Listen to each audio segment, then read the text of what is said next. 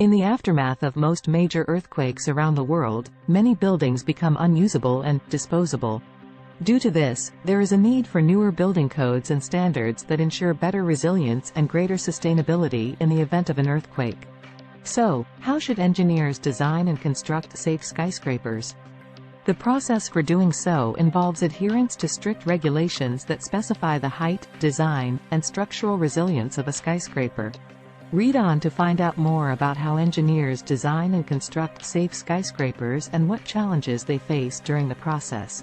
The importance of resilient design for skyscrapers. Modern building codes and regulations require builders and engineers to follow strict guidelines when designing new skyscrapers, especially in earthquake-prone areas.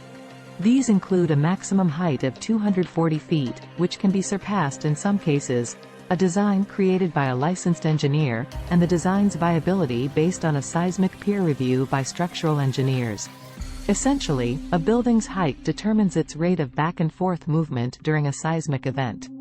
Based on existing research, it can be concluded that shorter buildings experience proportionally greater forces than taller ones.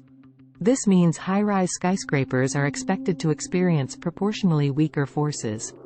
This is an important consideration engineers factor in when designing them. Building skyscrapers on soft soil, a major problem. Constructing tall buildings in areas that have soft soil, such as downtown San Francisco, can be a major problem.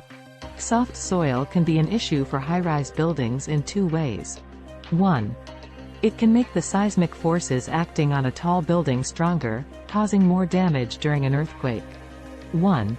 This was the case in the Loma Prieta earthquake in 1989, in which buildings constructed on soft soil sustained heavy damage even though they were roughly 60 miles away from the epicenter.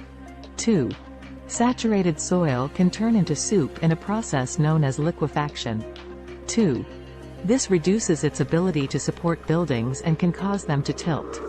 Modern high-rise buildings are less likely to collapse. Current building codes and regulations, practiced since 2010, specify that the probability of collapse of a building should be less than 10% in case of a maximum credible earthquake, MCE, which is a rare occurrence. Essentially, this means that all modern skyscrapers constructed today are safer and satisfy the life safety criteria set down by building codes.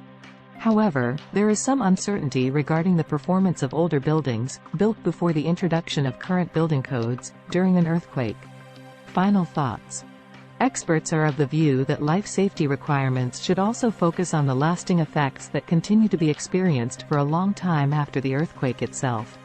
These considerations should make their way into the development of future building codes to lessen the damage caused by earthquakes. While new buildings are being built according to improved regulations that focus on better earthquake resilience, older ones need to be upgraded to ensure they are just as resilient. If you're looking for a well-reputed and established company that provides services such as seismic retrofitting, earthquake brace bolt installation, foundation building, and foundation repair in Los Angeles, check out Seismic Safety's webpage.